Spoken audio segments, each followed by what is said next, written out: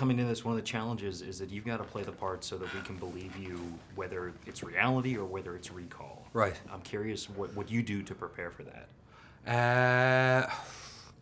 That would have been a little. I think that would have been a little meta for me to get into. I think it would have been. I would have had to objectify. I mean, you always, of course, objectify. Anyway, you know, you start off objectifying the script and the character, and then you get closer and closer and closer until hopefully you're the subject. But I think that would have been a little bit staying outside it too much. So I just kind of focused on just the simplicity of being a man who 1 minute believed he had a very complete life, albeit one that he was experiencing a level of discontent in, and then the next minute he is exposed to the possibility/reality that everything in his life has been a fabrication. Everything, from his marriage to his work to his name, his very identity, all his memories have been a fabrication. So I just that was enough. Well, we definitely talked a lot about, you know, walking this fine line of what do we want people to believe at what point, and we want to push it, and we want you to think maybe it is fake, maybe it isn't, as we go along in different points of the story.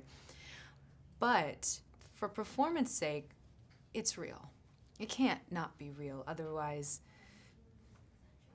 If I'm not feeling it genuinely and believing it, then you as an audience member definitely are not going to feel it. So even if she is a figment of his imagination, she is a genuine figment. And I played her genuinely through the whole thing, as you know, as deeply emotionally as I could. As an actor, the only control we have is just go after things that are unique or compelling storytelling. And that your character that you're playing, that you can embody this character, that you can bring something to this character that is meaningful and captivating, that I feel comfortable in jumping into. And Total Recall is no different. You know, you take on an iconic movie of 22 years ago, and you realize, well, I don't want to do what Ronnie Cox did as well as he did, but I want to have a new take, a fresh take on what it was. And so I pitched Len Weissman with the idea that Cohagen was really a father figure to Colin's character, and that's where I think we had a nice jumping off place. So it must be interesting when your husband, who's the director, turns to you and says, I want you to play the wife of the hero who's secretly a killer spy. And you haven't really said, and a psychotic, mental, crazy bitch as well. I mean, that's what was kind of offensive about it from a wife point of view. But no, it was really a great part. I mean, I felt so lucky to have it. Playing the part pre-Rekall and post-Rekall as the same character, or do you look at it as two completely different roles? I mean, you know, my character is playing a role herself, so I have to be as good as she would be in that, and I think she's pretty good, so probably the same. I'm not attracted to bad for the sake of being bad. There's many things that I've turned down because there's a guy who's a killer, and I go, why? Because he kills people. You know, it's like, all right, bored already. I'm already not interested in this guy.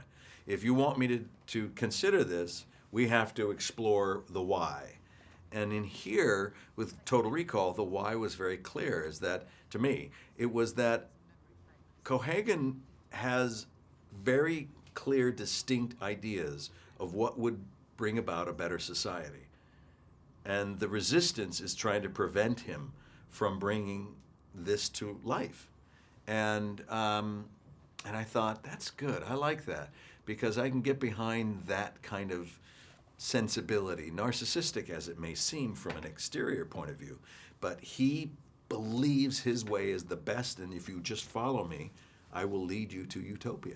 How familiar were you with the Paul Verhoeven film beforehand, or did you try to avoid it?